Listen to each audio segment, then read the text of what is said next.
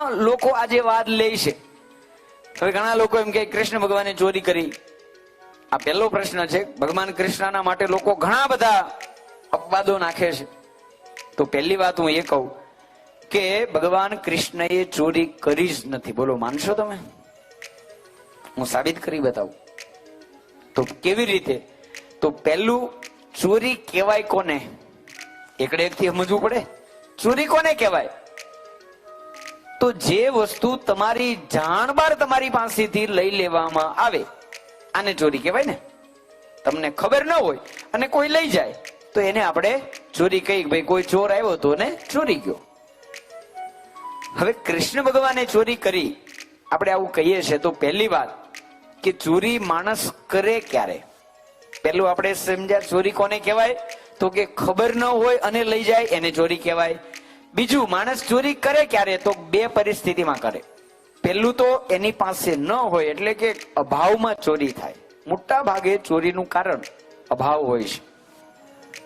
હવે દાખલા તરીકે તમારા ઘરમાં 5 મણ કેરી પડી હોય અને તમારું છોકરું પાડોશીના ઘરે જાય, અહીંયા ટેબલ ઉપર કેરી ફાળી જાય, તો એને ઈ કેરી ચોરવાનો વિચાર આવે ખરો?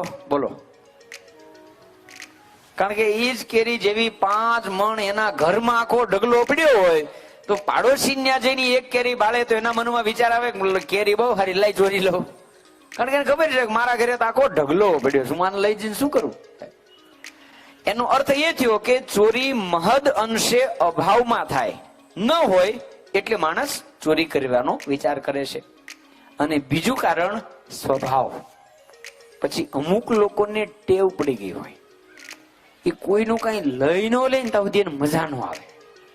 આપણે સંતો દ્રષ્ટાંત આપે ને કે એક ભાઈનું લગ્ન થયું એટલે પતિ પત્ની બંને એના ભાઈબંધને ત્યાં 2 દી રોકાવા માટે ગયા. પેલા આવો રિવાજ હતો ને, હવે હોય કે નહીં ખબર નથી. ઓલો એને ક્યાં રોટલા ખાવા જાય ખબર છે કે લગ્ન થયા પછી એના જે કઈ મિત્રો, ભાઈબંધો, હગા વાલા એને ત્યાં 2 પતિ પત્ની રોટલા ખાવા જાય. એટલે 2 બસમાં બેસીને એના મિત્રને ગયા, 1-2 દિવસ રોકાણા અને પછી 2 પરત ફરીને બસમાં બેઠા હતા. એટલે એ સમયે પેલો યુવાન બોલ્યો કે જોયું મારો ભાઈબંધ કેવો જોરદાર છે, આપણું કેટલા સાચું, આપણું કેવું રાખ્યું, આપણે કેવા રાખ્યા, આમ તેમ એના વખાણ કરવા માંડ્યો ને. એટલે પેલી સ્ત્રી બોલી, હું ક્યારના ચોટ્યા છો, મારા ભાઈબંધે રાખ્યું. અરે આપણે એનું બહુ રાખ્યું છે. એટલે પેલો કે પણ તું પમણીને આવી અને 3 દી થયા, તું મારા ભાઈબંધને ઓળખતી નથી અને તે હું રાખ્યું, આપણે શું એનું રાખ્યું છે? અરે ઈ કે તમે રાખ્યું ન રાખી એની ખબર નથી, મેં તમારા ભાઈબંધનું બહુ રાખ્યું છે.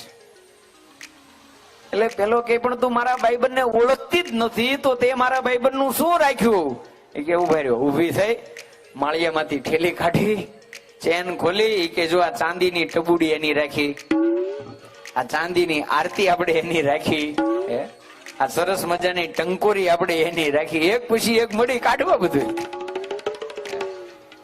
એટલે કાં તો ચોરી અભાવમાં થાય અને કાં પછી સ્વભાવમાં થાય. એટલે ટેવ પડી ગઈ હોય, ભલે ઘરે કેટલું બધું હોય પણ એ કોકનું કઈક લઈ લઈને તો એને મજા આવે.